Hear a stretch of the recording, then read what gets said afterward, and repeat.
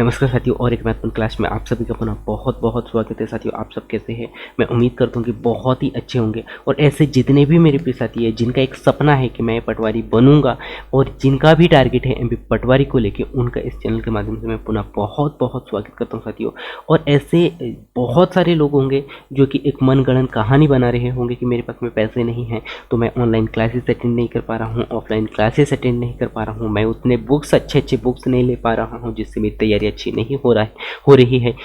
इसी कमी को दूर करने के लिए मैंने यहाँ इस चैनल के माध्यम से एक बहुत ही ज़बरदस्त धमाकेदार सीरीज स्टार्ट किया है जो कि जीत की ओर कदम को लेके है। और इस सीरीज को स्टार्ट करने का मेरा यही उद्देश्य है साथियों कि आपको आगे चल के ये मनगढ़ंत जो कहानी है कि मेरे पास में पैसे नहीं थे सो मैंने एमपी पटवारी की तैयारी उतने अच्छे से किया नहीं, ये जो मनगढ़ंत कहानी है वो ना आए आपके मन में। इसी मनगढ़ंत कहानी को ख़त्म करने के लिए मैंने यहाँ पे एक सीरीज चलाया है जो कि आपको यहाँ पे देने वाला है साथियों। आप बहुत ही ज़बरदस्त शॉर्ट नोट्स, साथ ही साथ आप जहाँ से बहुत सारे लोग बड़े बड़े कोचिंग संस्थानों से बहुत महंगे जो क्लासेस अटेंड करते हैं, साथ ही साथ ऑफलाइन क्लासेस अटेंड करते हैं, वही डाटा जो है मैं आप लोगों को यहाँ पे फ्री में देने का प्रयास कर रहा हूँ। सो आपको क्या करना चाहती हूँ, एक बार क्लास देखना है, क्लास देखने के बाद में वो जो पीडीएफ के रूप में जो नोट्स मैं आप लोगों को देने वाला हूँ उसे आपको एक बार बहुत ही अच्छा से पढ़ना है। उसके बाद में आपको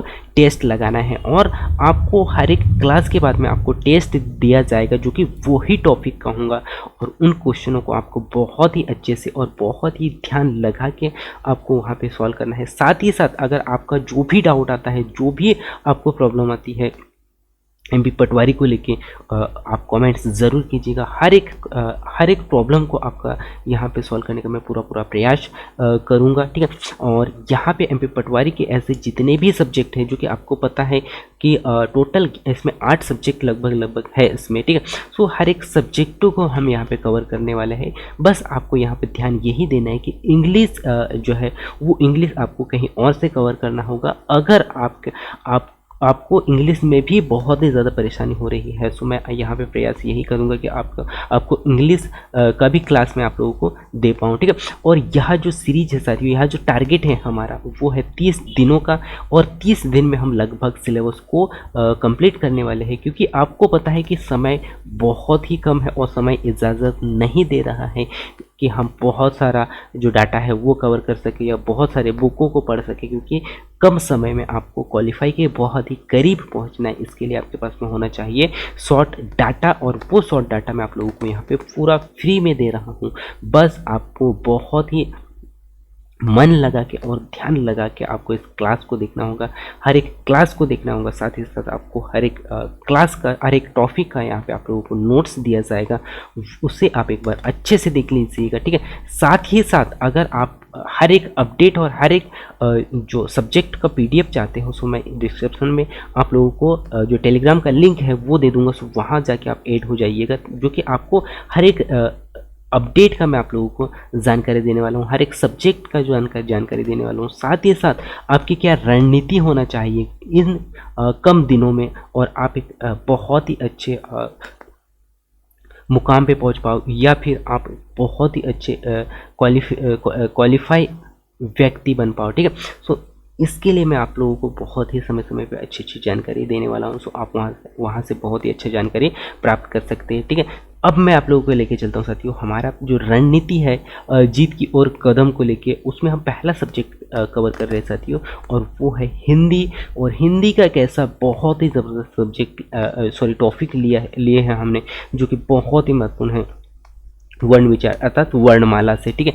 सो इससे भी आपको क्वेश्चन बहुत ही ज़्यादा पूछे जाते हैं। साथ ही साथ मैं आप लोगों को यहाँ पे क्लास ख़त्म होने के बाद में आपको एक बार रिवीजन करना है। रिवीजन करने के बाद में आपको यहाँ पे क्वेश्चन भी दिया गया है, ठीक है। सो क्वेश्चनों को भी आपको बहुत ही अच्छे से सॉल्व करना है, ठीक है। और हर एक प्रॉब्लम, हर एक परेशानी, हर एक कमी का यहाँ पे कमी पे नज़र डाला जाएगा। सो अब आपको यहाँ पे आलस नहीं करना है, आपका पूरा एनर्जी जो है एमपी पटवारी को लगाना है क्योंकि आपको चाहिए साथियों सिलेक्शन, और इन कम दिनों में भी आप सिलेक्शन पा सकते हो। बस आपके पास में वो जुनून होना चाहिए, वो एनर्जी होना चाहिए, क्योंकि एनर्जी तो होता है हम सही जगह लगाते नहीं हैं। बस शर्त यही है कि आपको सही जगह एनर्जी लगाना है, ठीक है। और आपके पास में जो भी समस्या आती है वो कमेंट्स करके ज़रूर पूछे, मैं आप लोगों का पूरा यहाँ पे 100% साथ देने वाला हूँ। हर एक समस्या का समाधान मैं आप लोगों को करके देने वाला हूँ, जो भी मेरे से हो पाता है, ठीक है। सो अब मैं लेके चलता हूँ साथियों वर्णमाला में। अब हम चर्चा करते हैं वर्णमाला में। सबसे पहले हम समझते हैं वर्ण क्या होता है, क्योंकि सब्जेक्ट एक ऐसा सब्जेक्ट है साथियों जो कि जिसे हम रट नहीं सकते, हम याद नहीं कर सकते हैं, है ना, क्योंकि इसे हम समझ सकते हैं। क्योंकि आपको पता है कि भाषा क्या है, आपकी एक मातृभाषा है जिसे आपको समझना होगा, ना कि आपको यहाँ पे रटना है, ठीक है। सो हम चर्चा करते हैं साथियों अक्षर पे, ठीक है, अर्थात वर्ण पे, ठीक है। सो ध्वनि का लिखित रूप क्या कहलाता है, आपको याद रखना है। ध्वनि का लिखित रूप कहलाता है साथियों वर्ण, ठीक है। अर्थात ध्वनि का लिखित रूप क्या कहलाता है, ये आपको याद रखना है। और ये क्वेश्चन पूछा भी जा सकता है, और क्वेश्चन पूछा भी गया है। जब आप क्वेश्चनों को, जो मैंने जो क्वेश्चन दिया है उन्हें आप अगर अच्छे से अटेम्प्ट करते हैं तो आपको इसमें बहुत सारे, क्या पूरे 99-100% क्वेश्चन आपको वहाँ पे देखने को मिलेंगे। साथ ही साथ अगर आप कोई भी एग्ज़ाम का अगर ओल्ड पेपर उठा के अगर सॉल्व यानी कि क्वेश्चनों को सॉल्व करने का प्रयास अगर कर रहे होंगे तो वहाँ भी आपको यहाँ इस टॉपिक से बहुत ही ज़्यादा क्वेश्चन देखने को मिलेंगे, ठीक है। सो इससे सीधा क्वेश्चन पूछा जाता है, ठीक है। सो ध्वनि का लिखित रूप आपको याद रखना है वर्ण कहलाता है, अर्थात ध्वनि का उच्चारित, जो हमने क्या चर्चा किया ध्वनि का लिखित रूप। सो ध्वनि का उच्चारित रूप क्या कहलाता है, तो ध्वनि का उच्चारित रूप कहलाता है साथियों अक्षर, ठीक है। सो आपको यही याद रखना है, यहाँ पे कंफ्यूज नहीं होना है। यदि आपने आपका नाम लिख दिया और नाम का पहला जो वर्ण है वो कहलाता है वर्ण, अर्थात वर्ण आप कह सकते हो। और उसी वर्ण या उसी नाम को अगर आपने बोला, अर्थात आपने अपने मुख से उसे उच्चारित किया, तो वो कहलाता है साथियों अक्षर। पूरा नाम नहीं होगा, जो नाम का जो पहला कैपिटल होगा या अर्थात पहला अक्षर होने वाला है, ठीक है, वो कहलाता है उच्चारित अक्षर, वो क्या कहलाएगा अक्षर कहलाता है, ठीक है। सो आपको यहाँ पे यही याद रखना है कि ध्वनि का लिखित रूप कहलाता है साथियों वर्ण, वही अगर उसका उच्चारण अगर किया जाए तो वो कहलाता है अक्षर। अर्थात आप कह सकते हैं कि जिस वर्ण के कभी खंड नहीं होते हैं, उन्हें जिस वर्ण के कभी खंड नहीं किया जा सकता है उसे कहा जाता है साथियों अक्षर, ठीक है। तो इसको आपको बहुत ही अच्छे से याद रखना है, यहाँ पे कंफ्यूज नहीं होना है। मैं बार बार आप लोगों से यही प्रयास कर रहा हूँ, यही आप लोगों को सजेस्ट कर रहा हूँ साथियों, ठीक है। उसके बाद में आपको क्या याद रखना है, यहाँ पे भाषा की सबसे छोटी इकाई क्या कहलाती है, ध्वनि कहलाती है, ये भी आपको याद रखना है। जबकि मैंने क्या बोला आप लोगों को, अक्षर यानी कि ध्वनि का लिखित रूप वर्ण होता है, वही उच्चारित रूप अक्षर होता है। इसी प्रकार यहाँ पे सबसे छोटी इकाई क्या कहलाती है, भाषा की, है ना, भाषा की, जो हम भाषा पढ़ रहे हैं उस भाषा की सबसे छोटी इकाई कहलाती है साथियों ध्वनि, जो कि कैसे होती है, उच्चारित होती है, ठीक है। जबकि लिखित रूप में अगर हम बात करें तो लिखित रूप में सबसे छोटी इकाई होती है साथियों, क्या होती है, वर्ण होती है, ठीक है। सो लिखित इकाई क्या होती है, वर्ण होती है, जो कि हम पहले चर्चा कर चुके हैं, ठीक है। और भाषा की सबसे छोटी सार्थक, अब यहाँ पे एक नया शब्द आ गया साथियों सार्थक, ठीक है। सो सार्थक मीन्स होता है साथियों उसका अर्थ निकले, सही उसका अर्थ निकले, उसे क्या कहा जाता है साथियों, उसका पहला इकाई होगा या सबसे छोटी जो इकाई होगा वो होगा आपका शब्द, ठीक है। तो इसको मैं पुनः फिर से रिपीट करता हूँ कि भाषा की सबसे छोटी इकाई होती है साथियों ध्वनि, और जबकि लिखित इकाई होती है, ध्वनि कैसे होती है, उच्चारित होती है, और जबकि लिखित इकाई, लिखित रूप होता है साथियों भाषा की सबसे छोटी इकाई होगा वर्ण, ठीक है। सो आपको यही याद रखना है कि लिखित रूप में भाषा की सबसे छोटी इकाई वर्ण होती है। और यहीं पे अगर हम बात करें भाषा की सबसे छोटी, इससे पहले हमने क्या देखा थे, एक तो वर्ण यानी कि लिखित रूप देखा था, फिर उच्चारण रूप देखा था, लेकिन अब यहाँ पे छोटी सार्थक, सार्थक अर्थात जिसका शाब्दिक यानी कि जिसका अर्थ निकले उसे कहा जाता है शब्द, अर्थात हम कह सकते हैं सार्थक इकाई यानी कि उसका अर्थ निकले उसे कहा जाता है शब्द कहा जाता है। अर्थात आप याद रखो कि भाषा की सबसे छोटी सार्थक इकाई होती है साथियों, वो होती है शब्द, ठीक है। यहीं पे अब नेक्स्ट हम चर्चा करते हैं वर्ण माला, ठीक है। वर्णमाला क्या होती है? वर्णों के व्यवस्थित क्रम एवं क्रमबद्ध समूह को क्या कहा जाता है? वर्णमाला कहा जाता है। ये आपको बहुत ही अच्छे से याद रखना है यहाँ पे, ठीक है। उसके बाद में हम यहाँ पे चर्चा करते हैं वर्णमाला जो है पूर्व पश्चिम निश्चित, यानी कि पूर्व से निश्चित एवं निश्चित क्रम में एक व्यवस्थित लिखित समूह या ध्वनि का एक समूह होता है, जिसे हम कहते हैं साथियों वर्णमाला, ठीक है। सो वर्णमाला को मैं पुनः फिर से रिपीट करता हूँ कि वर्णों के व्यवस्थित क्रम एवं समूह को कहा जाता है साथियों वर्णमाला कहा जाता है। और उसके बाद में अथवा हम कह सकते हैं कि वर्णमाला जो है पूर्व निश्चित या फिर निश्चित क्रम, उनका कैसे होता है? निश्चित क्रम में एक व्यवस्थित लिखित समूह या फिर लिखित संपूर्ण ध्वनि को, ध्वनि चिन्हों का जो समूह होता है उन्हें कहा जाता है वर्णमाला, ठीक है। इसके बाद में अब महत्वपूर्ण पॉइंट पे चर्चा करते साथियों। और अगर आपने पेन कॉपी रखा है आपके पास में, तो इस पॉइंट को आपको लिखना है क्या कि हिंदी वर्णमाला में मूल वर्ण कितने होते हैं। सो आपको याद रखना है मूल वर्ण होते हैं साथियों, जिसमें कि 11 स्वर होते हैं और 33 व्यंजन होते हैं और टोटल होते हैं साथियों आपके वर्ण 44, ठीक है। सो मैंने आपको यहाँ पे क्या बताया वर्णमाला की, वर्णमाला में जो मूल वर्ण होते हैं वो होते हैं 11 स्वर, ठीक है। 11 स्वर होते हैं और 33 व्यंजन होते हैं, ठीक है। अब यहाँ पे आपको कंफ्यूज नहीं होना है, क्योंकि बहुत सारे लोगों को पता है कि 52 अक्षर होते हैं या फिर 45 अक्षर होते हैं। जिन्होंने अलग अलग पढ़ा है उनको यहाँ पे कंफ्यूज नहीं होना है। आपका पूरा डाउट मैं आप लोगों को क्लियर करने वाला हूँ कि कैसे से 45 होता है और कैसे से 52 अक्षर होता है, ठीक है। सो बस अभी तो फिलहाल में आपको बस यही याद रखना है कि हिंदी वर्णमाला में कुल वर्ण कितने होते हैं? 11 स्वर होते हैं और 33 व्यंजन होते हैं, जो कि टोटल मिला के 44 वर्ण होते हैं, ठीक है। हिंदी वर्णमाला में मुख्यतः कितने, हिंदी वर्णमाला को मुख्यतः कितने 2 भागों में बांटा जाता है, और वो 2 भाग यही होते हैं जैसे कि मैंने आप लोगों को बताया 11 स्वर और 33 व्यंजन, ठीक है। सो इसके अंतर्गत हम क्या करते हैं व्यंजन जो कि सामान्यतः इसके 3 भाग होते हैं और स्वर और व्यंजन में बांटा जाता है, ठीक है। सो स्वर की अगर हम बात करें, स्वर एवं व्यंजन अर्थात सामान्यतः 3 भागों में स्वर यानी कि स्वर, व्यंजन या फिर अयोग वाहक को हम पढ़ते हैं, ठीक है। सो वर्णमाला की तीसरी भाग कैसे होती है साथियों? वर्णमाला का पहला भाग स्वर हो गया, वर्णमाला का दूसरा भाग व्यंजन हो गया, और यहीं पे वो कहीं आपको वर्णमाला का तीसरा भाग भी देखने को मिलेगा, जिसे हम कहते हैं साथियों अयोग वाहक, व्यंजन अयोग वाहक। इसके बारे में भी हम बहुत ही डिटेल से चर्चा करने वाले हैं। सो वर्णमाला का तीसरा भाग अयोग वाहक को माना जाता है। इसके अंतर्गत हम पढ़ते साथियों अम की बिंदु अर्थात अनुस्वर और एक होता है विसर्ग, ठीक है। अनुस्वर और विसर्ग को हम पढ़ते इसमें शामिल करते हैं, क्योंकि ये ना तो स्वर होते हैं और ना ही व्यंजन होते हैं, इसीलिए इसमें ना ही इनको स्वर में ऐड किया जाता है और ना ही व्यंजन में ऐड किया जाता है, ठीक है। सो सबसे पहला पॉइंट, पहला जो यहाँ पे पहला टॉपिक है साथियों स्वर, ठीक है। सो स्वर को हम यहाँ पे कवर करते हैं। सो सबसे पहले स्वर आपको समझना होगा कि स्वर होता क्या है, ठीक है। सो स्वर होता क्या साथियों? वे ध्वनियाँ जिनका उच्चारित है ना, जिनका उच्चारण कैसा होना चाहिए? जिनका उच्चारण स्वतंत्र रूप से होना चाहिए, ठीक है। अर्थात हम कह सकते हैं कि जब आप किसी भी ध्वनि का उच्चारण करते हैं, किसी शब्द का उच्चारण करते हैं, है ना, तो उसका उच्चारण कैसा होना चाहिए? स्वतंत्र रूप से होता है ना, स्वतंत्र रूप से होता है, उन्हें स्वर कहा जाता है। अर्थात इसके उच्चारण में अन्य वर्णों की आवश्यकता नहीं होती है। जैसे कि अगर आप व्यंजनों का उच्चारण अगर करेंगे साथियों, तो आपको कहीं ना कहीं स्वर देखने को ही मिलेगा, क्योंकि बिना स्वर से व्यंजन का निर्माण पॉसिबल ही नहीं है, होता ही नहीं है, ठीक है। सो आपको यही याद रखना है कि स्वर क्या होती है? वे ध्वनियाँ जिनका उच्चारण कैसे होता है? स्वतंत्र रूप से होता है, अर्थात स्वर के अलावा कोई अन्य वर्ण की इसमें सहायता नहीं होती है, ठीक है।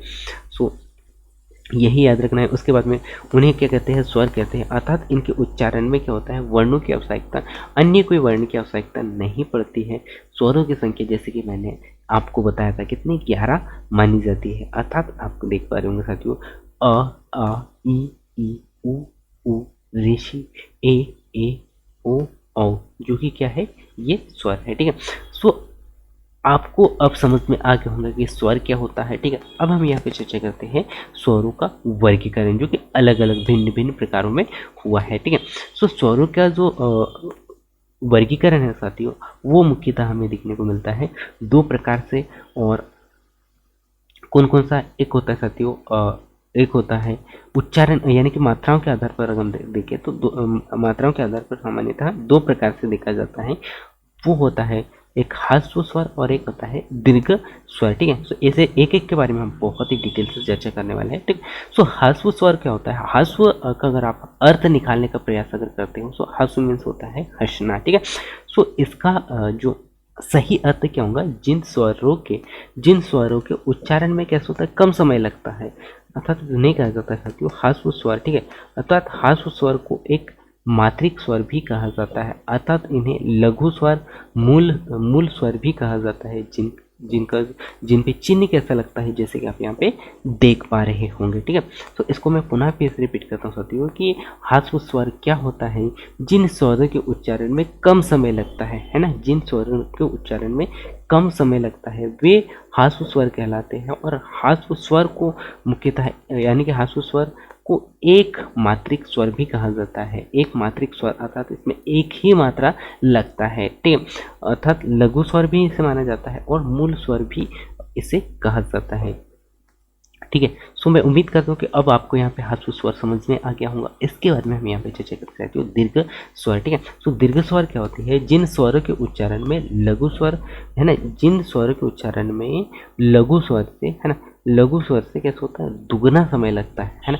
कैसा? लघु स्वर से दुगना समय लगता है, अर्थात हम कह सकते हैं कि दो मात्राओं का समय लगता है ना, दो मात्राओं का समय लगता है, उन्हें कहा जाता है दीर्घ स्वर। और इन्हें यानी कि इन्हें क्या कहा जाता है? त्रिमात्रिक स्वर। इन्हें त्रिमात्रिक स्वर या मिश्रित स्वर या फिर संयुक्त स्वर या फिर हम कह सकते हैं संधि स्वर या गुरु स्वर भी इसे कहा जाता है। ठीक है, तो आपको इनमें से कोई भी पूछ सकता है साथियों कि द्विमात्रिक स्वर कौन सा है या फिर मिश्रित स्वर कौन सा है, या फिर आपसे पूछा जा सकता है कि संयुक्त स्वर कौन सा है, या फिर आपको पूछा जा सकता है कि संधि स्वर कौन सा है, या फिर गुरु स्वर कौन सा है। और ये गुरु स्वर आपको कई बार क्वेश्चन पूछा भी गया है। बस आपको यहाँ पे यही ध्यान रखना है कि हम दीर्घ स्वर के अंतर्गत कौन कौन से अलग अलग जो यहाँ पे दीर्घ स्वर का नाम दिया गया है उनको आपको बहुत ही अच्छे से ध्यान देना है। जैसे कि आप यहाँ पे देख पा रहे होंगे मिश्रित स्वर, संयुक्त स्वर, संधि स्वर, गुरु स्वर भी आपसे पूछा जा सकता है। ठीक है, और जैसे चिन्ह भी आप यहाँ पे देख पा रहे होंगे इस प्रकार का होता है। ठीक है, सो हम यहाँ पे चर्चा करते साथियों इन दोनों वर्णों में जो अलग अलग यहाँ पे दिया गया है, जैसे कि आप यहाँ पे देख पा रहे होंगे अ, ई, उ, ए, ओ, औ, अर्थात इनकी जो कुल संख्या होती है साथियों वो होती है कितनी? 7 होती है। ठीक है, और जो हमने ह्रस्व स्वर पे चर्चा किया था, ह्रस्व स्वर के कितने? 4 टाइप होते हैं और दीर्घ स्वर के होते हैं साथियों 7 टाइप। ठीक है, सो ह्रस्व स्वर में आपको यही याद रखना है कि ह्रस्व स्वर अर्थात जिनका उच्चारण करने से जो करने में समय कैसा लग रहा है? बहुत ही कम लग रहा है। हम कह सकते हैं अ, ई, उ, ऋषि, है ना। सो 4 एक ऐसे वर्ण होते हैं जिनका उच्चारण जब हम करते हैं तो इसमें समय जो है बहुत ही कम अर्थात ना के बराबर लगता है, उसे कहा जाता है साथियों, क्या कहा जाता है? ह्रस्व स्वर कहा जाता है। ठीक है, यहीं पे हमने दीर्घ स्वर की बात किया था। ठीक है, तो दीर्घ स्वर में मैंने क्या बताया था साथियों आपको? जिन स्वर के उच्चारण में लघु स्वर से दुगना समय लगे, है ना। लघु स्वर से कैसा लग रहा है? अर्थात हम कह सकते हैं कि जो ह्रस्व स्वर है उससे कैसा समय लग रहा है? डबल अर्थात दुगना समय लग रहा है, उसे कहा जाता है साथियों दीर्घ स्वर। ठीक है, ये आपको याद रखना है। और इनकी संख्या कितनी है? 7 है। और कौन कौन से वर्ण इसके अंतर्गत आते हैं तो आपको याद रखना है अ, ई, उ, ए, ओ, औ। ठीक है, इसके बाद में हम यहाँ पे चर्चा करते हैं इन्हीं 2 भागों में बांटे जा सकते, इन्हें कितने 2 भागों में बांटा जा सकता है? कौन कौन सा? तो आपको याद रखना है दीर्घ स्वर, है ना, उसके बाद में संयुक्त स्वर। ठीक है, सो इन दीर्घ स्वर और संयुक्त स्वर को भी हम बहुत ही डिटेल से समझते हैं। ठीक है, सो दीर्घ स्वर की अगर हम बात कर सकते हैं तो दीर्घ स्वर में हमने क्या देखा था कि इसमें हमने यहाँ पे चर्चा किया था अ, ई, उ, ऋषि, है ना। अब यहाँ पे जो शब्द है वो उनका निर्माण कैसे होता है उस पर हम चर्चा करते हैं। सो अगर हम आ की बात करें, पहला जो वर्ण था वो बनता है साथियों अ प्लस आ, अर्थात हम कह सकते हैं कि छोटी आ प्लस छोटी आ मिलके उसका निर्माण होता है बड़ी आ का। और यहीं पे छोटी ई प्लस छोटी ई मिलके बनाता है साथियों बड़ी ई का यहाँ पे निर्माण करता है। ठीक है, और यहीं पे अगर हम बात करें साथियों ऊ प्लस ऊ मिलके किसका निर्माण करता है? बड़ी ऊ का निर्माण यहाँ पे करता है। ठीक है, इसी में हम अगर बात करें संयुक्त स्वर की ठीक है। तो संयुक्त स्वर क्या होता है साथियों, छोटी आ प्लस छोटी ई मिलके बनाता है ए, है ना। छोटी ई और सॉरी छोटी अ छोटा अ और छोटी ई मिलके बनाता है साथियों ए का निर्माण यहाँ पे होता है। यहीं पे नेक्स्ट आपको याद रखना है कि छोटा आ प्लस छोटा ऊ मिलके ओ उखलिका का निर्माण यहाँ पे करता है, और छोटा आ प्लस ए मिलके क्या बनाता है, एडी का, है ना, सॉरी माफ कीजिएगा, एनेक का बनाता है। और इसी के बाद में छोटा आ प्लस ओ ओकलिका मिलके बनाता साथियों ओ औरत का, अर्थात ओ का यहाँ पे निर्माण होता है। ठीक है। अब यहीं पे हम चर्चा करते हैं साथियों फ्लुत स्वर क्या होता है। सो फ्लुत स्वर आपको याद रखना है जिनके उच्चारण में लघु स्वर की अपेक्षा कैसी दुगनी लगती है, जबकि हमने क्या देखा था कि लघु स्वर जो है कैसे ह्रस्व स्वर से कैसे डबल समय ले रहा था, लेकिन अब यहाँ पे जो फ्लुत स्वर है, फ्लुत स्वर कैसे ले रहा है, इन दोनों से कैसा ले रहा है, अर्थात हम कह सकते हैं कि सेकंड नंबर पे जो हमने पढ़ा था कौन सा, लघु स्वर, उससे कैसा दुगना समय, सॉरी 3 गुना समय यहाँ पे लिया जा रहा है, उसे कहा जाता है साथियों फ्लुत स्वर, जो कि किसी को यानी कि इसका उपयोग जो है किसी को पुकारने में या नाटक के संवाद में इनका प्रयोग किया जाता है। ठीक है। अब यहाँ पे हम चर्चा करते हैं साथियों कि जिह्वा के आधार पर स्वरों का अलग अलग वर्गीकरण करते हैं कि जिह्वा के आधार पर या जिह्वा के स्थिति के आधार पर व्यंजनों का जो वर्गीकरण किस प्रकार किया गया है उसके बारे में हम बहुत ही डिटेल से समझने वाले हैं। ठीक है। सो सबसे पहले हम चर्चा करते हैं साथियों अग्रस्वर, है ना, अग्रस्वर। ठीक है। सो अग्रस्वर क्या होता है साथियों, अर्थात जिह्वा की स्थिति के आधार पर, जिह्वा की स्थिति के आधार पर हम पहला देखते हैं अग्रस्वर। ठीक है। सो जिन स्वरों के उच्चारण में जीभ के अग्रभाग से, अग्र मीन्स क्या होता है, आगे वाला भाग, ठीक है, अग्रभाग से प्रयत्न होता है, अर्थात जो भी वर्ण का आप उच्चारण करते हो उन्हें कहा जाता है, वे वर्ण क्या कहलाते हैं, अग्रस्वर कहलाते हैं। ठीक है। सो जैसे कि आप यहाँ पे देख पा रहे होंगे साथियों, जब आप इन वर्णों का जो उच्चारण करते हो, सो जो उच्चारण करते समय जीभ जो है कैसे होता है, अग्रभाग को प्रयत्न करता है, अर्थात अग्रभाग को छूता है। ठीक है। जैसे कि है ना, सॉरी ई ए और रेसी। ठीक है। सो जब आप इनका उच्चारण करते हो और आपको इस क्लास को देखते देखते आपको उच्चारण भी करना है, जब तक आप प्रैक्टिस नहीं करोगे, उच्चारण करके नहीं देखोगे, आपके मन मस्तिष्क में ये याद नहीं रहेगा। सो मैं आप सबको मैं पुनः फिर से यही सजेस्ट करूँगा साथियों कि आपको रटना नहीं है, आपको प्रैक्टिकली हर एक वर्ण को आपको अपने दिमाग में क्या करना है, आपको इसे अपने मुख से इनको उच्चारण करते रहना है। ठीक है। सो अग्रस्वर के अंतर्गत हमने क्या क्या देखा था साथियों, ई, बड़ी ई, ए और रेसी देखा। ठीक है। इसके बाद में हम यहाँ पे चर्चा करते हैं मध्य स्वर का। ठीक है। सो मध्य स्वर क्या होता है, तो आपको ये याद रखना है कि जिन स्वरों के उच्चारण में जीभ के मध्य से, है ना, कैसा, जीभ के मध्य से प्रयत्न या फिर संक्रिय होता है उसे कहा जाता है मध्य स्वर, है ना। बस आपको यही याद रखना है कि मध्य स्वर क्या होता है, जिन स्वरों के उच्चारण में जीभ के मध्य से, है ना, जीभ के मध्य से अर्थात जीभ के मध्य भाग से प्रयत्न या फिर उनका उच्चारण होता है उसे कहा जाता है मध्य स्वर। और इसी के बाद में पश्च स्वर की अगर हम बात कर सकते हैं तो पश्च स्वर क्या होता है, जिन स्वरों के उच्चारण में जीभ के पीछे, है ना, जिन स्वरों के उच्चारण में जीभ के पीछे का भाग से प्रयत्न होता है। सो सबसे पहले हमने क्या देखा साथियों, अग्रभाग से, और उसके बाद में मध्य भाग से और पश्चिम भाग से। ठीक है। सो इसे कहा जाता है पश्चिम भाग में हमने क्या देखा है, जिन स्वरों के उच्चारण में जीभ के पीछे का भाग जो होता है, जीभ के पीछे का भाग से प्रयत्न होता है, अर्थात उनके जब हम उच्चारण करते हैं, सो हमारा जो जीभ होता है वो कैसे पिछले यानी कि पीछे वाला जो भाग है उसको स्पष्ट करता है, उसे कहा जाता है पश्च स्वर कहा जाता है। ठीक है। ये आपको बहुत ही अच्छे से याद रखना है। और वे वर्ण होते हैं साथियों, वो है बड़ी अ, उ, ओ, है ना।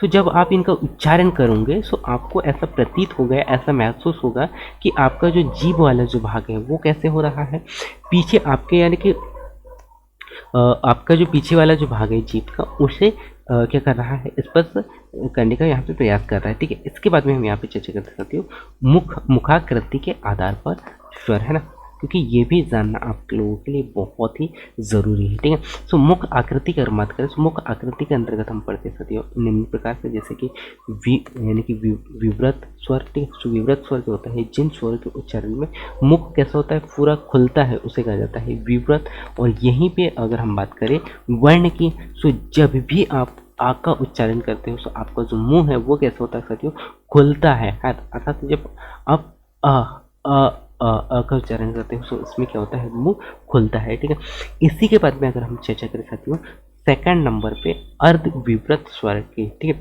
सो अर्ध विवृत स्वर क्या होता है, इसी का अपोजिट है। अर्थात जब अर्ध विवृत या फिर संवृत वर्णों को जब हम उच्चारण करते हैं तो मुख कैसा होता है, आधा खुलता है, अर्थात आधा खुला रहता है, उसे कहा जाता है कि अर्ध विवृत स्वर। ठीक है, और इसी के बाद में हम यहाँ भी चर्चा करते हैं कि अर्ध विवृत स्वर के अंतर्गत हम कौन कौन से स्वरों को लेते हैं। ठीक है, जो कि मुख कैसा होता है, आधा खुलता है। सो आपको यही याद रखना है यहाँ पे अ, ए, ओ, है ना।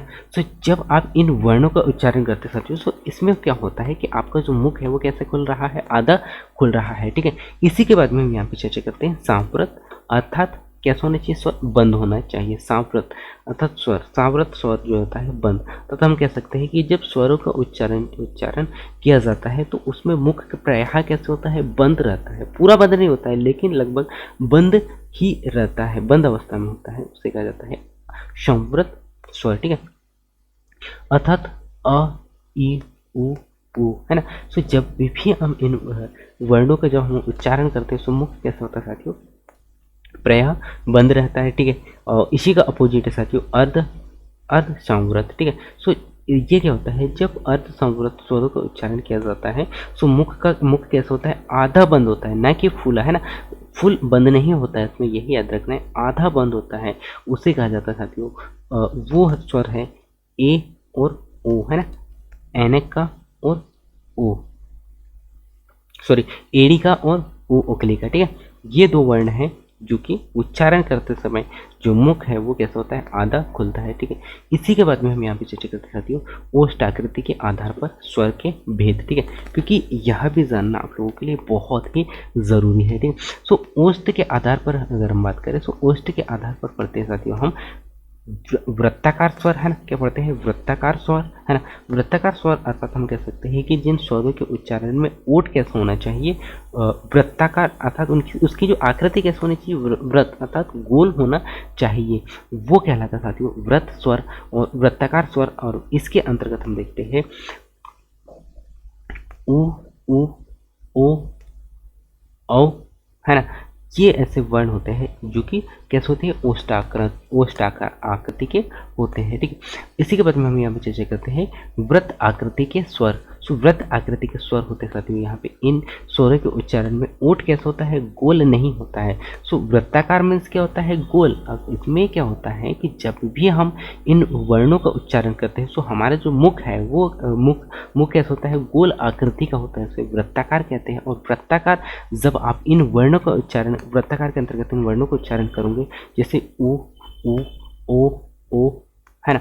तो जब हम इन वर्णों को उच्चारण करते हैं तो मुख जो है कैसे होती है, उसकी जो आकृति कैसी, गोल आकृति की बनती है। यहीं पे अर्ध आकृति में हमने क्या देखा कि उसमें जब भी हम अ, ई, ए का उच्चारण कर रहे हैं सो इसमें जो आकृति है वो कैसे, गोल नहीं बन पा रही है। ठीक है, सो इसमें हमने यहाँ पे स्वरों के प्रकार बहुत ही अच्छे से समझ लिए। ठीक है, इसके बाद में हम यहाँ पे चर्चा करते रहते हैं व्यंजन। ठीक है, कि व्यंजन कितने प्रकार के होते हैं। ठीक है, सो व्यंजन आपको यही याद रखना है कि व्यंजन वे वर्ण होते हैं जिनका उच्चारण जो है उच्चारण करते समय आबाद गति से मुख से बाहर, यानी कि आबाद गति से मुख से बाहर नहीं निकलती है, अर्थात हम कह सकते हैं कि पूर्ण या फिर अपूर्ण अवरोध होता है, इसमें व्यंजन कहलाता है। अर्थात आपको यही याद रखना है, इसका परिभाषा नहीं पूछा जा सकता, पर आप जो पढ़ रहे हो वो आपको याद रहना चाहिए, क्योंकि आपसे कोई अगर पूछता है तो आप इसका जो परिभाषा है वो बहुत ही अच्छे से और बहुत ही आसानी से दे पाओ। ठीक है, सो वे वर्ण जिनका उच्चारण करते समय है ना,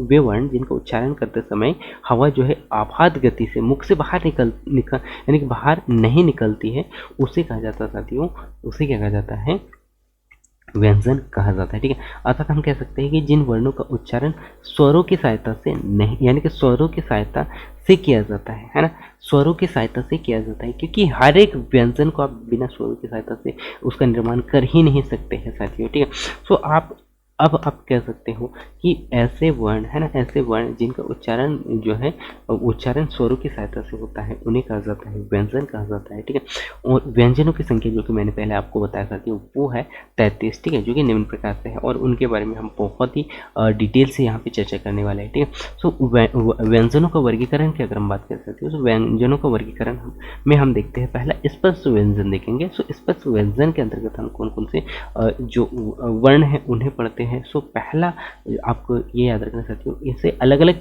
जो कैटेगरी में यहाँ पे बांटा गया है, अलग अलग वर्ग में बांटा गया है। जैसे कि आप यहाँ पे देख पा रहे होंगे का वर्ग दिख रहा होगा आपको भी, का वर्ग से जो पावर्ग तक आप देख पा रहे होंगे। ठीक है, सो जो कि इनका उच्चारण जो है कंठ, तालु, मूर्धा, मूर्धा, दंत, ओष्ठ और ओष्ठ स्थानों के स्पर्श होने से होता है और इसी कारण इन्हें स्पर्श व्यंजन कहा जाता है। ठीक है, तथा इन्हें वर्गीय व्यंजन भी कहा जाता है। इन्हें 5 वर्गों में बांटा गया है और वो कौन कौन से वर्ग है उसके बारे में भी हम यहाँ पे चर्चा करने वाले हैं। ठीक है, सो पहला वर्ग है साथियों यहाँ पे का वर्ग। ठीक है, सो का वर्ग के अंतर्गत हम पढ़ते हैं साथियों क, ख, ग, घ और ण। ठीक है, ये आपको याद रखना है। इसी के अंतर्गत हम चा वर्ग के अंतर्गत कौन कौन से वर्ण को पढ़ते हैं च, छ, ज, ज और ङ। ठीक है, इसके बाद में टा वर्ग के अंतर्गत हम पढ़ते हैं साथियों ट, ठ,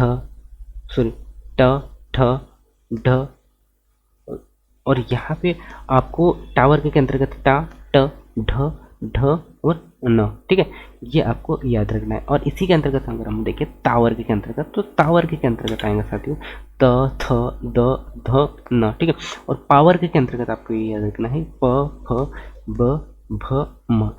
अर्थात हमने यहाँ पे हर एक वर्ग में हर एक वर्ण को हमने देखा 5-5 वर्ण, अर्थात टोटल वर्णों की जो संख्या साथियों स्पर्श व्यंजन में कितने 25, ये आपको यहाँ पे याद होना चाहिए। और इनको आप बहुत ही अच्छे से आपके पास में जो भी पेन कॉफ़ी आपने रख रखा है उसे आप देख लीजिएगा, या फिर मैं आप लोगों को यहाँ पे जो PDF दे रहा हूँ उसको भी आप डाउनलोड करके इसको आप बहुत ही अच्छे से पढ़ सकते हैं। ठीक है, इसके बाद में हम यहाँ पे चर्चा करेंगे साथियों अंतस्तः व्यंजन। ठीक है, सो अंतस्तः व्यंजन क्या होता है उस पर हम नजर डालते हैं। सो अंतस्तः व्यंजन होता है साथियों, इसके अंतर्गत हम देखते हैं य, र, ल है ना और व अंतस्थ व्यंजन होते हैं, क्योंकि ये स्वर ऐसे होते हैं, स्वर और व्यंजन के बीच की स्थिति होती है। यह स्वर और व्यंजन के बीच की स्थिति होती है जो कि जीभ, तालु, दंत और ओष्ठ को परस्पर सटाने के यानी कि परस्पर सटाने के उच्चारित यानी कि उनके उच्चारण से होता है, किंतु कभी भी ये पूर्ण स्पर्श नहीं होते हैं। अतः ये अंतस्थ व्यंजन अर्थात अर्धस्वर, इन्हें अर्धस्वर भी कहा जाता है। और ये वर्ण होते हैं साथियों य, र, ल और व। इसको मैं पुनः फिर से रिपीट करता हूँ क्योंकि क्वेश्चन बन सकता है। अंतस्थ यानी कि अंतस्थ व्यंजन क्या होता है, ये वे स्वर होते हैं जिनका उच्चारण जो है व्यंजन और स्वर के बीच में होता है। अर्थात हम कह सकते हैं कि जीभ, तालु, दंत और ओष्ठ के परस्पर सटाने से उच्चारण यानी कि इन वर्णों का उच्चारण हम कर पाते हैं, किंतु कभी भी ये कैसे पूर्ण नहीं होते, पूर्ण स्पर्श नहीं होते। ये आपको बहुत ही अच्छे से याद रखना है। इस अर्थात इसे हम कहते हैं साथियों अंतस्थ व्यंजन। ठीक है, या फिर हम कहते हैं अर्धस्वर और इसके अंतर्गत मैंने आपको बताया था य, र, ल और व। ठीक है, इसी के बाद में हम यहाँ पे चर्चा करते हैं उष्म व्यंजन क्या होता है। सो उष्म व्यंजन आपको यही याद रखना साथियों कि स और ह।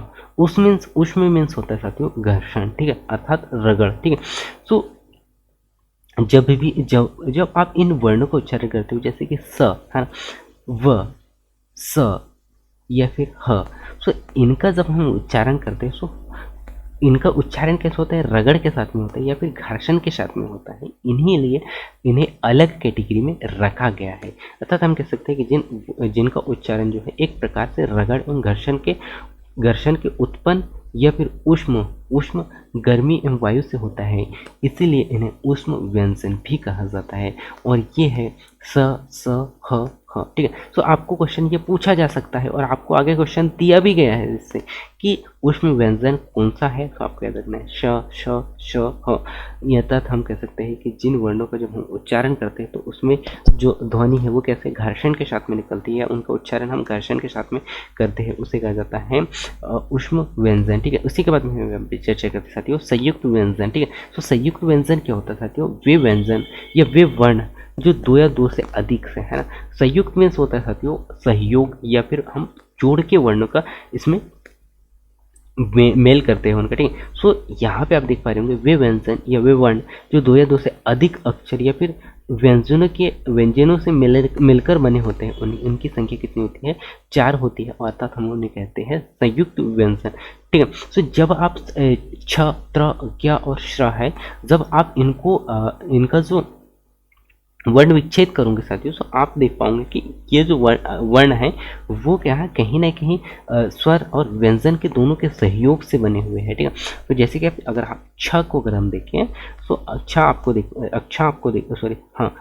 देखोगे साथियों, क, स और अ से मिलकर बना हुआ है। यहीं पे त्र जो है त, र और अ से मिलके बना हुआ है। यहीं पे अगर हम ज्ञ की बात करें तो ज और अ से मिलके बना हुआ और अ से मिलके बना हुआ है, ठीक है। और स्र जो है स और र और एक स्वर क्या है आ से मिलके बना हुआ है, ठीक है। तो इसमें सभी में स्वर आ ही रहा है, अतः हम कह सकते हैं कि स्वर और व्यंजन के मेल से, अर्थात दो या दो से अधिक अक्षरों के संयोजन से किसका निर्माण होता है, संयुक्त व्यंजन का निर्माण होता है, ठीक है। ये आपको याद रखना है। इसके बाद में आपको एक महत्वपूर्ण पॉइंट यही याद रखना चाहिए कि छ का उच्चारण हम वर्णमाला के का वर्ग के बाद में करते हैं, किससे, क वर्ग के बाद में करते हैं, ठीक है। ये आपको याद रखना है। और यहाँ पे नोट यही याद रखना चाहती हूँ कि छ, त्र, ज्ञ और स्र संयुक्त व्यंजन होने के कारण इन्हें मूल व्यंजन में नहीं गिना जाता है ना, मूल व्यंजन में नहीं गिना जाता है। एवं ल और ल दोनों को द्विगुण व्यंजन कहते हैं। इनको क्या कहते हैं, द्विगुण व्यंजन कहा जाता है। ये भी आपसे क्वेश्चन पूछा जा सकता है कि द्विगुण व्यंजन के अंतर्गत हम कौन से वर्ण को पढ़ते हैं या द्विगुण व्यंजन कौन से है। सो आपको दिया जाएगा वहाँ पे एक कोई भी दोनों में से एक दिया जाएगा, ड़ है या ड़ है, ठीक है। सो इनको आपको पहचानना है क्योंकि दो ही ऐसे वर्ण हैं जो कि द्विगुण व्यंजन के अंतर्गत हम इन्हें पढ़ते हैं, ठीक है। इसके बाद में आपको यहाँ पे याद रखना है साथियों उच्च यानी कि उत्क्षिप्त व्यंजन, ठीक है। सो उत्क्षिप्त व्यंजन क्या होता है, सो जिन व्यंजनों के उच्चारण में जीवा, है ना, जिन व्यंजनों के उच्चारण में जीवा ऊपर उठकर, कैसे होता है, ऊपर उठकर मूर्धा को स्पर्श करती हुई तुरंत नीचे गिरती है, उन्हें कहा जाता है, उसे कहा जाता है उच्चिप्त व्यंजन, ठीक है। सो मैं उम्मीद करता हूँ कि आपको उच्चिप्त व्यंजन के बारे में बहुत ही अच्छे से समझ में आ गया होगा। इसको मैं पुनः फिर से रिपीट करता हूँ कि जिन व्यंजनों के उच्चारण में जीवा जो है, जब हम उन वर्णों का उच्चारण करते हैं तो जीवा क्या करता है, जीवा ऊपर यानी कि ऊपर उठकर मूर्धा को स्पर्श करता है ना, क्या करता है, मूर्धा को स्पर्श करता है और तुरंत नीचे गिरता है, जैसे कि ळ, व और ड़, ठीक है। सो जब भी आप इन वर्णों का जब उच्चारण करोगे साथियों, तो होगा क्या कि आपका जो मुख है ना, आपका जो मुख में जो जीवा है ना,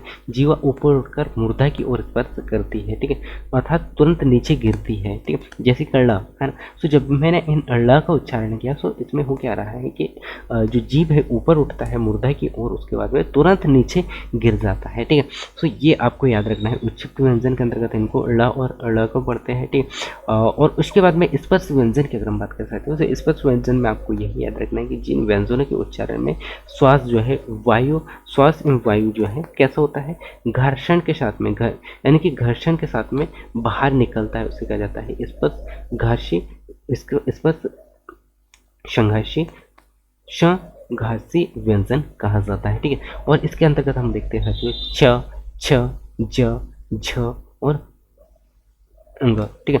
सो जब आप इन वर्णों को उच्चारण करते हो तो इसमें हो क्या रहा है कि इन वर्णों का उच्चारण हम घर्षण के साथ में कर रहे हैं, इसीलिए इन्हें कहा जाता है कि स्पर्श घर्षी व्यंजन, ठीक है। अब हम यहाँ पे देखते हैं नासिक्य व्यंजन, ठीक है। तो नासिक्य व्यंजन क्या होते हैं, जिन व्यंजनों के उच्चारण में जो वायु है कैसे होता है, नाक से निकलती है, वे नासिक व्यंजन कहलाता है, ठीक है। और नासिक व्यंजन मुख्यतः कितने, 5 होते हैं, और वो है साथियों ढ, न, न और मा, ठीक है। सो जब हम इन वर्णों का उच्चारण करते हैं, सो इसमें होता है क्या साथियों कि जो वायु है ना, वायु कहाँ से निकल रहा है, नाक से निकल रहा है, इसीलिए इन्हें नासिक व्यंजन भी कहा जाता है। और नासिक व्यंजन के अंतर्गत रखा गया है 5 वर्ण, और 5 वर्ण कौन कौन से है, जैसे कि मैंने आपको बता दिया है, ठीक है। इसके बाद में हम यहाँ पे चर्चा करते हैं लुटित व्यंजन, ठीक है। लुटित व्यंजन या फिर प्रकाश यानी कि या फिर प्रकंपित व्यंजन, ठीक है। सो जिन व्यंजनों के उच्चारण में वायु जो है कैसे जीभ से टकराकर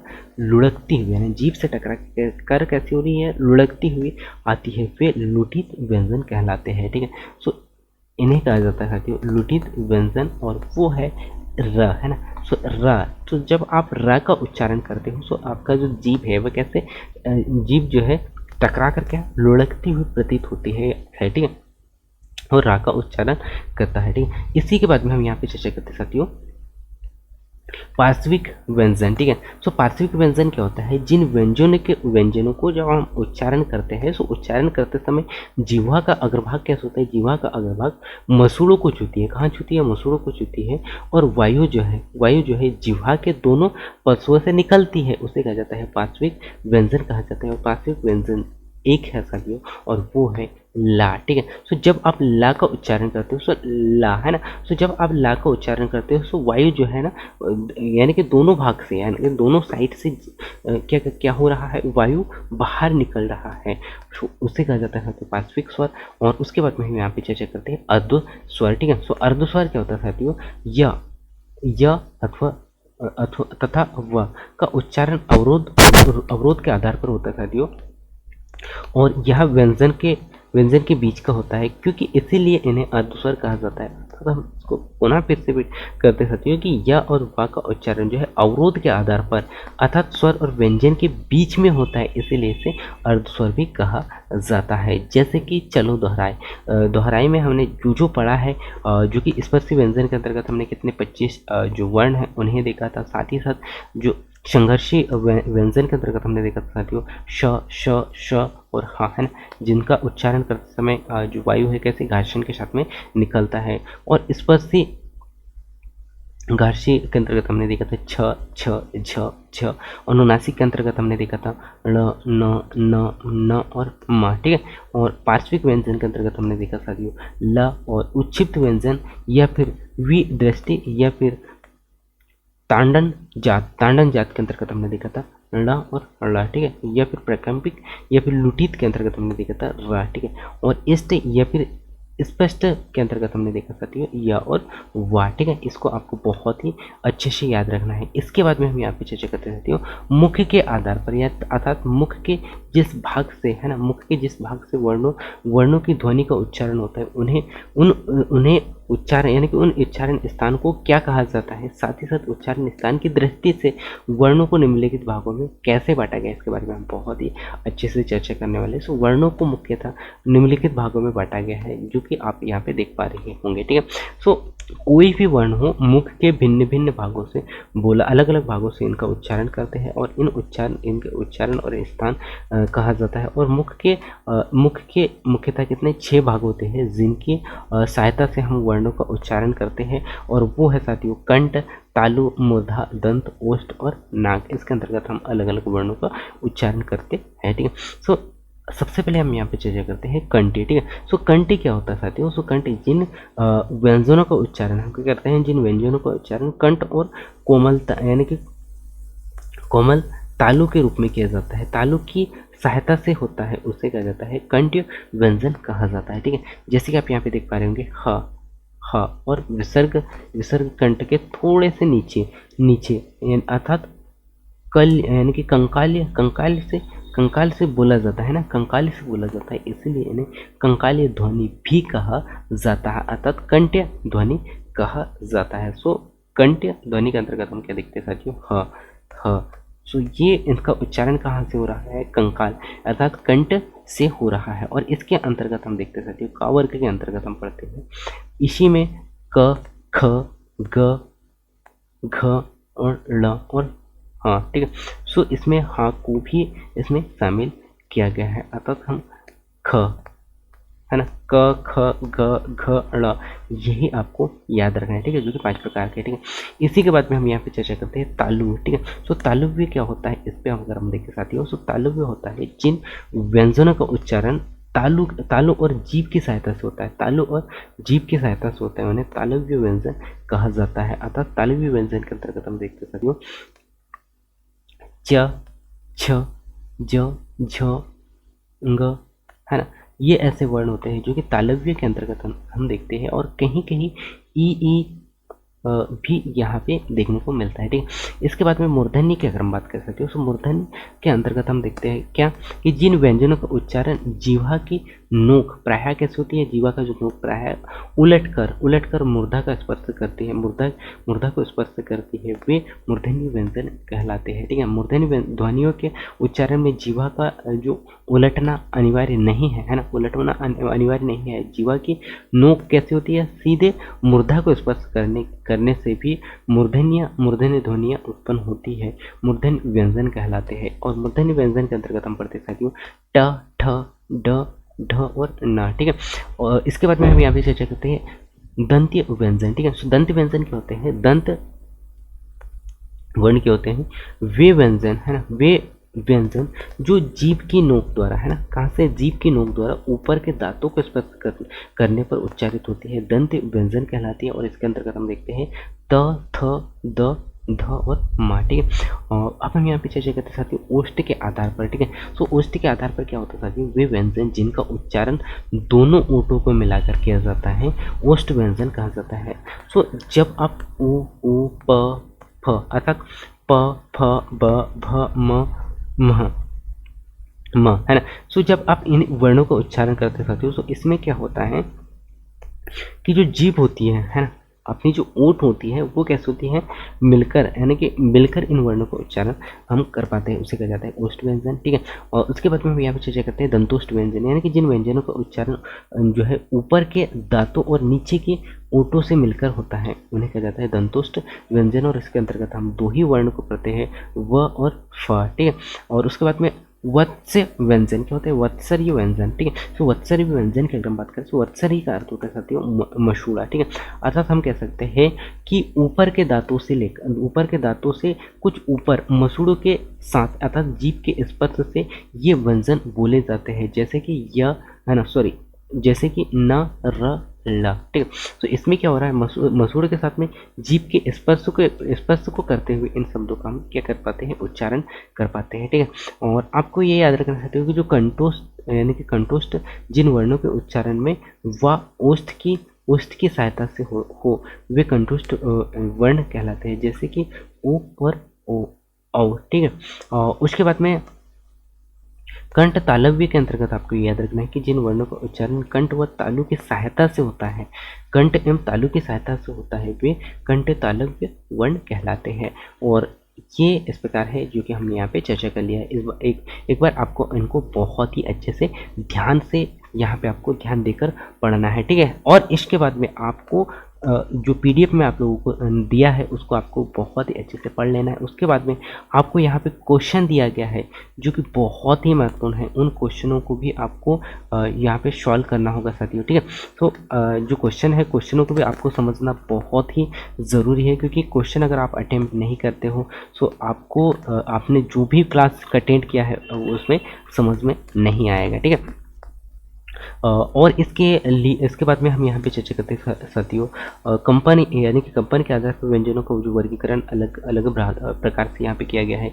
जैसे कि आप यहाँ पे देख पा रहे होंगे इन्हें दो भागों में बांटा गया है। ठीक है, अर्थात स्वतंत्री या फिर कंपनी के आधार पर सो अघोष होता है और एक सघोष होता है। सो अघोष क्या होता है साथियों, जिन ध्वनियों के उच्चारण में स्वतंत्रियों में कंपन कैसे होता है, स्वतंत्रियों में कंपन नहीं होता है, उन्हें अघोष कहा जाता है। और अघोष की संख्या होती है साथियों 13 वर्ण होते हैं, और 13 वर्ण के अंतर्गत हम पढ़ते साथियों क, ख, च, छ, ज, ट, ठ, त, थ, प, फ, श, श, श। ठीक है, तो जब हम इन वर्णों का उच्चारण करते हैं तो इसमें क्या होता है कि कंपन यहाँ पे नहीं होता है। ठीक है, क्योंकि यहीं पे सघोष की अगर बात करें या फिर घोष की जिन वर्णों के उच्चारण में स्वर तंत्रियों में कैसे होता है, यहाँ पे कंपन होता है, उन्हें स्वर तंत्री कहा जाता है। और इनकी संख्या होती है 31। जैसे कि अगर हम यहाँ पे देखें साथियों, सो ये होते हैं का वर्ग के अंतर्गत 3, 4, 5 वर्ण, यानी कि 5वां वर्ण, या फिर या, र, ल, व, ह, इन सभी कैसे होते हैं, सघोष होते हैं। सो जब भी आप घ, घ, ल, झ, झ और ढ, ढ, जब आप इन वर्णों का उच्चारण करते हो तो ध्वनि कैसी होती है साथियों, यानी कि जो वायु है कैसी हो रही है, घर्षण के यानी कि सघोष करते हुए बाहर निकल रही है। ठीक है, सो आपको यही याद रखना है कि सघोष और अघोष के अंतर्गत हम कौन कौन से वर्ण को रखते हैं और कितने वर्ण हम सघोष के अंतर्गत पढ़ते हैं या अघोष के अंतर्गत पढ़ते हैं, ठीक है। सो आपको यही याद रखना है कि जीवा यानी कि स्वतंत्र कंपन के आधार पर जो अघोष हमने पढ़ा था उसमें जो टोटल वर्ण जो है साथियों 13 है और सघोष में 31 है, ठीक है। ये आपको याद रखना है, ठीक है। उसके बाद में प्रणत्व के आधार पर व्यंजनों का वर्गीकरण देख लेते हैं या फिर प्राण वायु के आधार पर, ठीक है। सो प्राण वायु या फिर प्रणत्व के आधार पर अगर हम देखें तो यह भी मुख्यतः दो प्रकार के होते हैं। और पहला होता है साथियों वर्ण जो यानी कि सॉरी अल्प प्राण या फिर महाप्राण, ठीक है। सो अल्प प्राण क्या होता है साथियों, जिन स्वरों के उच्चारण में कम कम श्वास कैसी होती है, बाहर निकलती है, उसे कहा जाता है अल्प प्राण, ठीक। और यहीं पे अगर हम देखें साथियों तो पहला, तीसरा और पांचवा वर्ण इसके अंतर्गत आते हैं, जैसे कि और उसके बाद में य र ल व एवं ह र य र ल और व इन सभी स्वर कैसे होते हैं, अल्प प्राण कहलाते हैं, ठीक है। इसी के बाद में अगर हम महाप्राण की अगर हम बात करें साथियों तो महाप्राण क्या होता है, जिन वर्णों के उच्चारण में यानी कि जिन वर्णों के उच्चारण में अधिक श्वास की आवश्यकता होती है उसे कहा जाता है महाप्राण, है ना। ये आपको बहुत ही अच्छे से याद रखना है, ठीक है। इसके बाद में हम यहाँ पे चर्चा करते हैं साथियों अयोग वाहक, ठीक है। सो अयोग वाहक क्या होता है साथियों, सो आप यहाँ पे देख पा रहे होंगे अम और आह, है ना। सो ये होते हैं साथियों स्वर और सॉरी यहाँ पे आप देख पा रहे होंगे साथियों जो कि यहाँ पे आपको दिया गया है अयोग वाहक व्यंजन, ठीक है। अर्थात हम कह सकते हैं क्योंकि ये ना तो कैसे होते हैं, ये ना तो पूर्ण स्वर होते हैं और ना ही व्यंजन होते हैं, ये हमेशा स्वर के बाद में आते हैं, स्वर के बाद में व्यंजन से पूर्व में आते हैं। इनकी संख्या कितनी होती है, 2 होती है और वे है साथियों अनुस्वर और विसर्ग, ठीक है। सो अनुस्वर और विसर्ग के अंतर्गत हम पढ़ते हैं साथियों, किसके अंतर्गत पढ़ते हैं, अयोग वाहक के अंतर्गत पढ़ते हैं।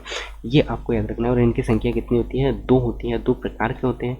अर्थात हम कह सकते हैं कि अनुस्वर क्या होता है, यह स्वर के बाद आने वाला व्यंजनों की यानी कि व्यंजन है जिसकी ध्वनि नाक से निकलती है, जैसे कि अंगूर, अंगत, कन्नड़, ठीक है। सो जब हम इनका उच्चारण करते हैं इन वर्णों का, सो नाक यानी कि जो ध्वनि है वो कैसे निकलती है, नाक के माध्यम से निकलती है, ठीक है। यही विसर्ग की बात करें, सो विसर्ग क्या होता है, सो अनुस्वर यानी कि अनुस्वर की तरह ही विसर्ग भी स्वर के बाद में आता है। और वह व्यंजन है जिसका यानी कि इनका उच्चारण हम हा की तरह होता है, जिनको उच्चारण हा की तरह होता है। तथा संस्कृत में इसका काफ़ी व्यवहार है तथा हिंदी में अब इसका अभाव होता जा रहा है, किंतु तत्सम शब्दों में प्रयोग में इसका यानी कि आज भी इसका उपयोग होता आ रहा है, जैसे कि मनः, मकान, प्रायः, पाना, अंतः, अर्थात स्वतः या दुख, ठीक है, इत्यादि में हम इनका प्रयोग करते हैं, ठीक है। इसके बाद में आपको ये याद रखना चाहती हूँ कि अनुस्वर और विसर्ग ना तो स्वर है और ना ही व्यंजन है, किंतु ये कैसे है, स्वर के सहारे चलते हैं और व्यंजन यानी कि स्वर और व्यंजन दोनों के मध्य यानी कि दोनों में इसका उपयोग होता है, जैसे कि अंगत हो गया और रंग हो गया, ठीक है। और यहीं पे अगर हम आचार्य किशोरी दास की अगर हम बात करें, तो आचार्य किशोरी दास के द्वारा क्या कहा गया साथियों कि स्वर नहीं है, ये स्वर नहीं है। इन्होंने क्या कहा कि ये स्वर नहीं है और व्यंजन की तरह यह पूर्ण में यानी कि व्यंजन की तरह पूर्व में नहीं है, पश्चात में आते हैं, अर्थात व्यंजन नहीं है। इसीलिए इन दोनों ध्वनियों को अयोग वाहक कहा है, किसने, किशोरदास जी ने, ठीक है। सो आपको यहाँ पे शॉर्ट यही याद रखना है साथियों, शॉर्टकट यही याद रखने की अनुस्वर क्या होता है, विसर्ग क्या होता है, ठीक है। इसके बाद में हम यहाँ पे चर्चा करते हैं साथियों विभिन्न तथ्य के आधार पर कि और वर्णमाला से क्या क्वेश्चन पूछा जा सकता है, ठीक है। सो वर्णों का प्रयोग जो है, हम वर्णों का प्रयोग जो है ध्वनि चिन्हों एवं लिपि चिन्ह जो है दोनों रूप में हम करते हैं। वर्ण को उच्चारण हम यानी कि चिन्हों के रूप में या फिर लिपि चिन्हों के रूप में भी करते हैं, ठीक है। उसके बाद में आपको याद रखना है कि अनुस्वर जो है नासिक व्यंजन होता है। कैसे होता है अनुस्वर, कैसे होता है नासिक व्यंजन होता है, और इसका प्रयोग जो है स्पर्श व्यंजन के प्रत्येक अंग के पंचमा अक्षर के रूप में किया जाता है। कैसे? पंचमा अक्षर के रूप में किया जाता है। ठीक है, ये आपको याद रखना है। उसके बाद में मात्राएं स्वर के चिन्ह हैं, है ना। मात्राएं जो है स्वर के चिन्ह हैं जिन्हें व्यंजनों के साथ में लिखा जाता है ना। क्या करते हैं हम? व्यंजनों के साथ में लिखते हैं। तो आपको यही याद रखना है कि मात्राएं कैसे होती है? स्वर के चिन्ह है ना। स्वर क्या है? स्वर के चिन्ह है जिन्हें व्यंजनों के साथ में हम लिखते हैं, है ना। और आ स्वर को छोड़कर सभी के लिए कैसी होती है? मात्राएं होती है। जैसे कि आप देख पा रहे होंगे साथियों, अ अनर का ई ऊ, है ना। सो ये वाला जो आ है इसको छोड़कर सभी में मात्राएं होती है। ठीक है, इसीलिए, है ना, इसीलिए आ को अदृश्य मात्रा वाला स्वर भी कहा जाता है। अर्थात इनकी कुल संख्या होती है साथियों 10। ठीक है, सो जब आप आ को हटाते मात्राओं के आधार पर अगर आप देखते हो तो उनकी संख्या, स्वरों की संख्या होती है साथियों कितनी? 10। ठीक है, यहीं पे आपको नेक्स्ट पॉइंट याद रखना है कि एक या अधिक ध्वनियों का उच्चारण यदि एक झटके में होता है उन्हें अक्षर कहा जाता है। ठीक है, इसके बाद में आपको क्या याद रखना है कि किसी भी शब्द के उच्चारण में किसी अक्षर पर जो बल दिया जाता है उसे आघात कहा जाता है। और संयुक्त व्यंजन सहित कुल जो वर्णों की जो संख्या होती है 48, और 48 कैसे होती है? 44 आपके मूल वर्ण हो गया और 4 संयुक्त व्यंजन हो गया, है ना। तो इनको मिला के हो जाते हैं टोटल 48। और उसके बाद में आपको मैंने जैसे ही क्लास स्टार्ट किया था वैसे आपको क्या बताया था साथियों कि 44 क्या होते हैं? टोटल वर्ण होते हैं। और उसके बाद में बहुत सारे लोगों को ये डाउट था कि 48 कैसे होते हैं। तो 48 आपको यहाँ पे याद रखना है, 44 मूल वर्ण हो गया और 4 संयुक्त वर्ण को भी यहीं पे ऐड किया जाता है, अर्थात वो हो जाता है 48। अब हम बहुत सारे लोगों के मन में ये डाउट होंगे कि सर हमने तो यहाँ पे 52 वर्ण पढ़े थे। ठीक है, सो 52 वर्ण कैसे होते हैं? सो आयोग, वाहक और द्विगुण सहित हिंदी में कुल कितने? 52 होते हैं। और 52 कैसे होते हैं? तो 44 मूल वर्ण हो जाते हैं आपके और 4 संयुक्त वर्ण, और इसी के साथ में 2 द्विगुण यहाँ पे ऐड हो जाते हैं जो कि ल और ल है। अर्थात ये कैसे होते हैं? आयोग वाहक होते हैं। ठीक है, आयोग वाहक होते हैं। ठीक है, इनको जब हम ऐड करते हैं तो इस प्रकार टोटल जो इनकी जो संख्या हो जाती है वो कैसे हो जाती है?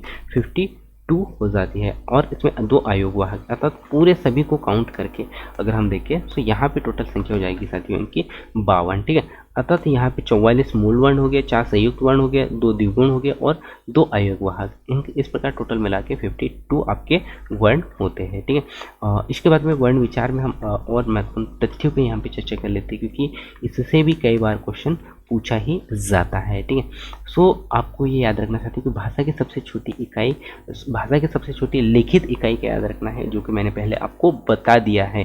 सो भाषा की सबसे छोटी लिखित इकाई होती है साथियों लिखित या फिर रूप वर्ण, यानी कि रूप वर्ण है जिसका हम सार्थक अर्थ निकालते हैं वो कहलाता है शब्द। ठीक है, और उसके बाद में विसर्ग का उच्चारण आह के समान होता है, और एनसीईआरटी के अनुसार न, स और ज, है ना, न, स, ज और र और ल का उच्चारण यानी कि स्थान जो है वत्सर्य माना जाता है। ठीक है, उसके बाद में मौखिक वर्ण या फिर निनुनासिक वर्ण की अगर बात करें तो जिन वर्णों के उच्चारण में हवा केवल मुख से निकलती है ना, जिन वर्णों के उच्चारण से केवल हवा कैसे निकलती है? मुख से निकलती है, जैसे कि अ, ई, है ना। तो जब हम इनका उच्चारण करते हैं तो हवा कैसे निकल रही है?